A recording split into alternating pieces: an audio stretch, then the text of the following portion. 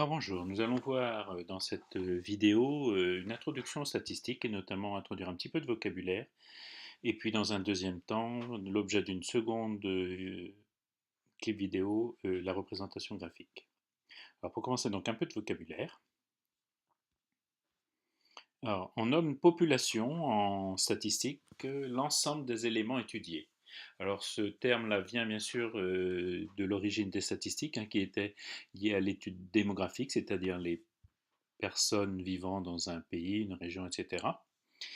Mais ce terme a pris un sens beaucoup plus vaste ensuite, et donc la population, ben, ça peut être les éléments qui peuvent être comme des personnes, bien sûr, mais aussi des animaux, par exemple un troupeau d'éléphants, des plantes, par exemple les différentes fleurs chez un fleuriste, des objets, par exemple un lot de vis, dont on voudrait étudier le diamètre, des faits économiques, par exemple les ventes de smartphones, et des phénomènes naturels comme le séisme.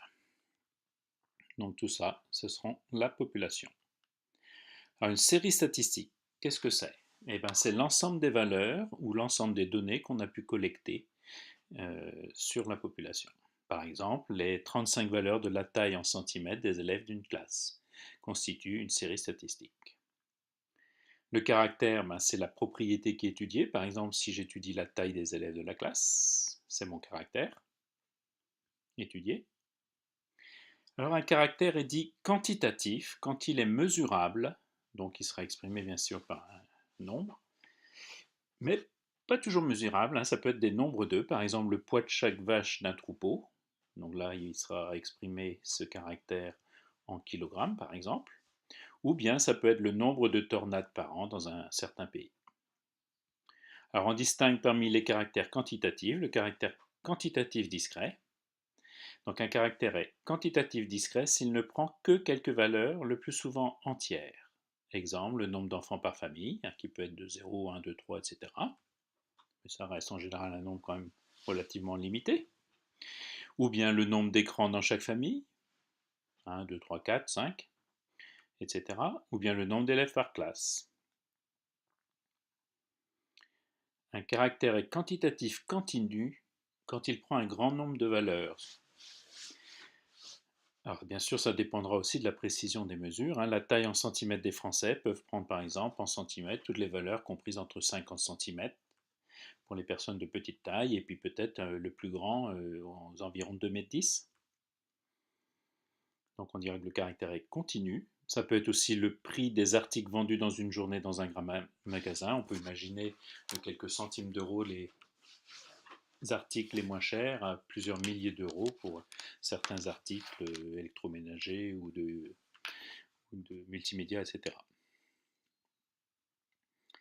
Et puis on peut distinguer d'un autre côté donc le caractère qualitatif. Alors il n'est pas mesurable, en général il n'est pas exprimé par un nombre, et il prend dans ce cas-là non pas différentes valeurs, mais différentes modalités, qui seront donc traduites par un nom ou un adjectif. Par exemple, ça peut être la couleur des fleurs chez le fleuriste.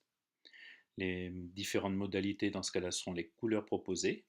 Ça peut être aussi le nom de la marque de voiture chez les inventeurs de véhicules d'occasion, etc. Alors voyons un petit peu les premiers calculs simples que l'on peut traiter sur une série statistique. Alors d'abord, l'effectif est le nombre d'éléments correspondant à chaque valeur ou modalité du caractère. Par exemple, on pourrait dire, si je choisis les fleurs chez le fleuriste, eh bien, qu'il y a je sais pas moi, 50 fleurs rouges et puis 70 fleurs blanches, etc. etc. L'effectif, qu'on notera n avec un petit indice i. Et puis l'effectif total, ben, c'est la somme de tous les effectifs. Exemple, il y a 510 fleurs chez le fleuriste. Alors la fréquence d'une valeur du caractère est le rapport de l'effectif de la valeur divisé par l'effectif total, notre grand N. Et le pourcentage, c'est soit la fréquence multipliée par 100, si on a déjà calculé la fréquence auparavant, soit l'effectif de la valeur fois 100 divisé par l'effectif total. On va de toute façon voir tout ça sur un exemple.